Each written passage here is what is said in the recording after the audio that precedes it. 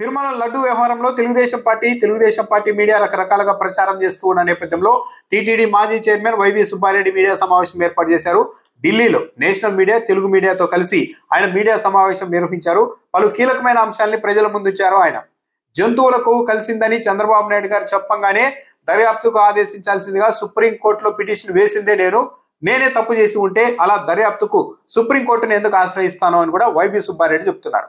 Vegetable oil కలిసింది అని EO చెప్పారు. జంతువుల కొవ్వు కలిసిందని చంద్రబాబు నాయుడు గారు చెప్పారు. ఇప్పటి వరకు సిట్ దర్యాప్తులో అసలు ఏం కలిసిందో కూడా ఇంకా తేల్చలేదు అని కూడా చెప్తున్నారు వైవి సుబ్బారెడ్డి. మరి అలాంటప్పుడు 2019 నుంచి 24 మధ్య మొత్తం లడ్డూలన్నీ కల్తీ జరిగాయని ఎలా చెప్తున్నారు, ఏ ప్రాతిపదికన ఏ ఆధారంతో చెప్తున్నారు అని కూడా ఆయన ప్రశ్నించారు. కల్తీ జరిగిందని చెప్తున్న ఆ 4 ట్యాంకులు అంటే టీడీపీ హయాంలో జూన్ జూలైలో 4 ట్యాంకులు వెనక్కి పంపించారు కదా, ఆ 4 ట్యాంకులకు సంబంధించి జూన్ జూలై మధ్యలోనే సరఫరా జరిగింది. ఆ నెయ్యిని సరఫరా చేసిన ఏఆర్ డైరీ అన్నది తిరుమలకు నెయ్యిని సప్లై చేయడం అన్నది అదే తొలిసారి. టెండర్ దక్కించుకున్న ఏఆర్ సంస్థ జూన్ జూలైలోనే మొట్టమొదటిసారిగా నెయ్యిని సరఫరా చేసింది. అప్పుడు తెలుగుదేశం పార్టీనే అధికారంలో ఉంది. మరి అప్పుడే తొలిసారి ఏఆర్ డైరీ నెయ్యిని సప్లై చేసినప్పుడు ఇంకా అంతకుముందు 5 ఏళ్ళు కూడా ఇలాగే కల్తీ జరిగిందని ఏ ప్రాతిపదికన ఏ ఆధారంతో చెప్తూ ఉన్నారు అని కూడా ఆయన ప్రశ్నించారు. పైకి పంపే ప్రతి ట్యాంకర్ని నెయ్యిని ల్యాబ్లో పరీక్షించిన తర్వాతనే పైకి పంపుతూ ఉంటాం. తేడా కనిపిస్తే ఆ ట్యాంకర్లను వెనక్కు పంపిస్తూ ఉంటాం. ఇది తెలుగుదేశం పార్టీ హయాంలో 2014-19 మధ్య జరిగింది. మా హయాంలో కూడా పలుమార్లు జరిగింది. నాణ్యత లేకపోతే వెనక్కి పంపించడం అన్నది సర్వసాధారణంగా జరుగుతుంటుంది. కల్తీ జరిగిన ఆనవాళ్ళు ఉంటే వెనక్కు పంపిస్తూ ఉన్నప్పుడు మరి ఆ నెయ్యి కొండ మీదకి వెళ్ళిపోయి 5 ఏళ్ల పాటు వాడేశారు అని ఏ ఆధారంతో చెప్తూ ఉన్నారు అంటే వైవి సుబ్బారెడ్డి గారు చెప్తున్నది కరెక్టే.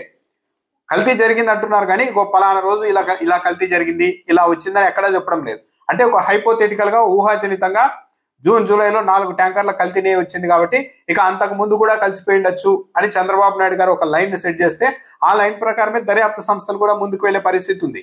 వైవి సుబ్బారెడ్డి చెప్పిన మరో కీలకమైన అంశం ఏంటి అంటే ఏదైతే కల్తీ జరిగిందని వచ్చాయో ఆ 4 ట్యాంకర్ల నెయ్యిని మేము గుర్తించి వెనక్కు పంపించేశామని ఇప్పటి వరకు తెలుగుదేశం పార్టీ ప్రభుత్వ పెద్దలు, టీడీపీ హయాంలోని టీటీడీ పెద్దలు చెప్తూ వచ్చారు. అయితే సిట్ దాఖలు చేసిన మొదటి ఛార్జ్ షీట్ లో చాలా స్పష్టంగా ఒక అంశాన్ని ప్రస్తావించారు.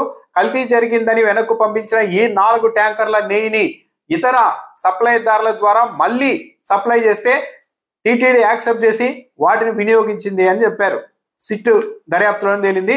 వైవి సుబ్బారెడ్డి ఆ కాపీని కూడా చూపెట్టారు. అంటే తెలుగుదేశం పార్టీ హయాంలో ఏదైతే కల్తీ జరిగిందని చంద్రబాబు నాయుడు గారు ఏకంగా జంతువుల కొవ్వు కలిసిందని, ఈవో వెజిటేబుల్ ఆయిల్ కలిసిందని చెప్పారు. మరి ఏం కలిసిందో కానీ ఆ నెయ్యిని, ఆ 4 ట్యాంకర్ల నెయ్యిని మళ్ళీ ఆగస్టులో యాక్సెప్ట్ చేశారు, వాడేశారు అని సిట్టే చెప్తోంది. మరి దీనికి తెలుగుదేశం పార్టీ ప్రస్తుతం ఉన్న టీటీడీ అధికారులు, బోర్డు బాధ్యత వహించాలి కదా, దీని మీద మాత్రం ఎందుకు మాట్లాడడం లేదు అని కూడా వైవి సుబ్బారెడ్డి ప్రశ్నిస్తున్నారు.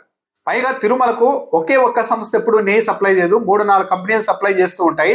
ఆ స్థాయిలో నెయ్యిని సప్లై చేయడం అనేది ఒకటే కంపెనీకి సాధ్యమయ్యే పని కాదు. 3-4 కంపెనీలు సరఫరా చేస్తూ ఉన్నప్పుడు మొత్తం లడ్డూలన్నీ ఆ 5 ఏళ్ల హయాంలో లడ్డూలన్నీ కల్తీ జరిగిపోయాయని ఏ ప్రాతిపదికన మీరు ప్రచారం చేస్తూ ఉన్నారు అని కూడా వైవి సుబ్బారెడ్డి ప్రశ్నించారు. ఒక కంపెనీ మీద ఫిర్యాదు వస్తే ఆ కంపెనీకి సంబంధించిన నెయ్యినే కాకుండా మొత్తం అందరు సరఫరాదారుల నెయ్యి మీద కూడా పరీక్షలకు ల్యాబ్కు పంపించేలా ఆదేశాలు ఇచ్చిన వ్యక్తిని నేను. ఒక కంపెనీని బ్లాక్ లిస్ట్ లో కూడా పెట్టాను. నేనే కుమ్మక్కై ఉంటే ఆ కంపెనీని బ్లాక్ లిస్ట్ లో ఎందుకు పెడతాను, అన్ని మొత్తం నెయ్యి సప్లై చేసే కంపెనీలు అన్నింటి మీద పరీక్షలకు నేనెందుకు ఆదేశిస్తాను అని కూడా వైవి సుబ్బారెడ్డి ప్రశ్నిస్తూ ఉన్నారు. పైగా వైసీపీ హయాంలో 326 రూపాయలకు కిలో నెయ్యి చొప్పున కొనుగోలు చేశారు. 326 రూపాయలకే కొనుగోలు చేశారు కాబట్టి అది కల్తీదే అయి ఉంటుంది అని ఒక ప్రచారం చేస్తూ ఉన్నారు. 326 రూపాయలకు నెయ్యిని కొనుగోలు చేస్తే అది కల్తీ అని చెబుతున్న వాళ్ళు మరి చంద్రబాబు నాయుడు హయాంలో 2014-19 మధ్య కిలో నెయ్యిని అంతకంటే తక్కువగా 276 రూపాయలకు, 279 రూపాయలకు, 295 రూపాయలకి కిలో చొప్పున కొనుగోలు చేశారు. మరి దాంట్లో ఎంత కల్తీ జరిగి ఉండాలి? ఒకవేళ సిట్టు నిజంగానే 326 రూపాయలకు వైసీపీ హయాంలో కొనుగోలు చేయడం మళ్ళీ కల్తీ జరిగిందని భావిస్తూ ఉంటే మరి చంద్రబాబు నాయుడు గారి హయాంలో అంతకంటే ఇంకా చాలా తక్కువ ధరకి నెయ్యిని కొనుగోలు చేసినప్పుడు ఆ హయాంలో ఏం జరిగిందో కూడా తేల్చాలి కదా, పరీక్షించాలి కదా, పరిశీలన చేయాలి కదా. అలా కాకుండా కేవలం 2019-24 మధ్యకే సిట్ ఎందుకు పరిమితం అవుతోందని కూడా వైవి సుబ్బారెడ్డి ప్రశ్నించారు. అయితే ఇక్కడ గమనించాల్సిన అంశం ఏంటంటే ఒక డైరీ రంగంలో అనుభవం ఉన్న ఒక వ్యక్తి చెప్పింది ఏంటంటే చాలా మందికి అనుమానం ఉంటుంది.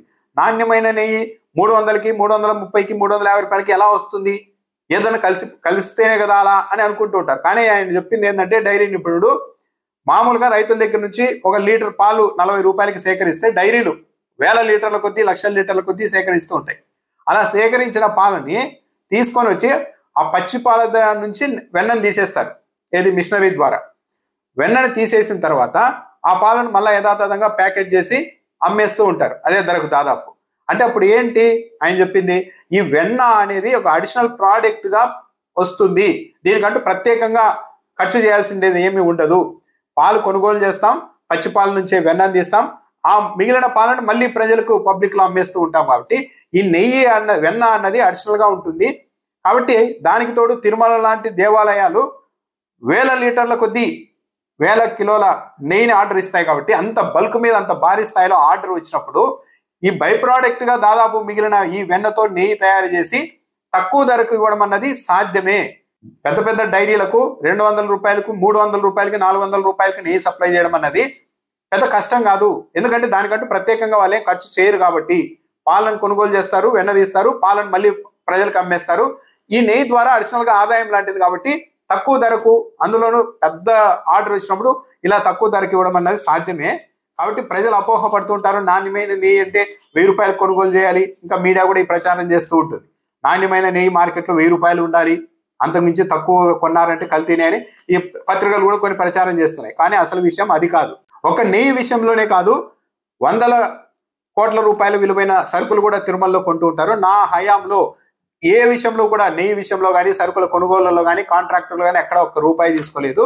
కావాలంటే మీడియా, తెలుగు మీడియా పని కట్టుకొని దుష్ప్రచారం చేస్తోంది కాబట్టి మీడియా సమక్షంలోనే లై డిటెక్టర్ పరీక్షలకు నేను సిద్ధం అని కూడా వైవి సుబ్బారెడ్డి సవాల్ చేశారు. ఈరోజు తాను 30 సార్లు అయ్యప్ప మాల వేశాను, భగవంతుడి విషయంలో భగవంతుడికి ద్రోహం చేసే ఆలోచన తమకు ఊహల్లో కూడా రాదు అని కూడా వైవి సుబ్బారెడ్డి చెప్తూ ఉన్నారు.